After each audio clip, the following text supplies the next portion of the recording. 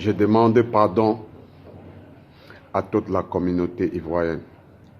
Je présente mes excuses à tous les chefs religieux de la Côte d'Ivoire. Car, à mon nom, je reconnais que des centaines d'Ivoiriens sont tombés pendant la crise post-électorale. Car, si je l'ai fait parce que j'avais une autre vision pour la Côte d'Ivoire. Je voyais une Côte d'Ivoire émergente. Voilà pourquoi je donnais de ma poitrine pour soutenir M. Alassane Ouattara. Et pour cela, il fallait que je combatte mon propre frère, Laurent Gbagbo. Aujourd'hui, avec du recul, je n'hésite pas de subir votre colère, de subir la sentence que vous avez réservée pour moi. Mais avant de subir cette sentence, j'aimerais me repentir et demander pardon, grand comme petit, chef ou un simple citoyen ivoirien. Je reviens vers vous en tant que votre fils. Acceptez-moi, je vous demande pardon.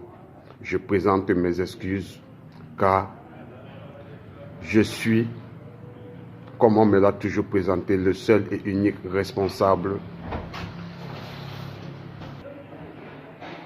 On dit, dans la vie, seuls les imbéciles ne changent pas. Il n'est jamais trop tard pour reconnaître le tort qu'on a causé à son prochain. Et je vais profiter de ce discours pour présenter des excuses personnelles à Laurent Gbagbo, qui est un grand frère. Laurent Gbagbo, qui est une victime que beaucoup de gens ignorent, car tout ce que la Côte d'Ivoire a subi n'était pas dans son programme. C'est nous sommes venus, nous avons bouleversé les choses parce que nous avons vu que la Côte d'Ivoire n'allait pas dans la direction dont nous avons pensé. Or, Laurent Gbagbo, le grand frère, il avait une autre vision. Laurent Gbagbo, je profite pour te demander des excuses et demander de me pardonner pour tout le tort que je t'ai causé depuis la nuit des temps. Et l'heure est arrivée pour qu'on lave le linge sale en famille. Je sais, ce n'est pas facile de pardonner quelqu'un qui vous a causé du tort, mais reconnaissez au moins que je suis en train de me repentir et je reconnais mon tort et je demande à toute la population de la Côte d'Ivoire de me pardonner et de m'accepter comme fils.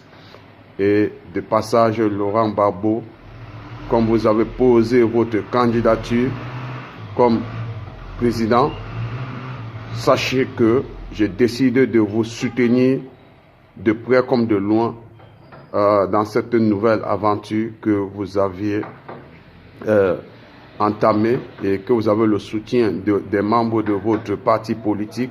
Vous deviez compter désormais sur moi. Ça, ce sont les propos de Guillaume Soro. Et nous demandons en tant que porte-parole à toute la population de Côte d'Ivoire de mettre la main sur le cœur et mettre les dégâts du passé derrière nous, afin que nous regardons le futur. Et seul le futur permet à des gens conscients d'avancer.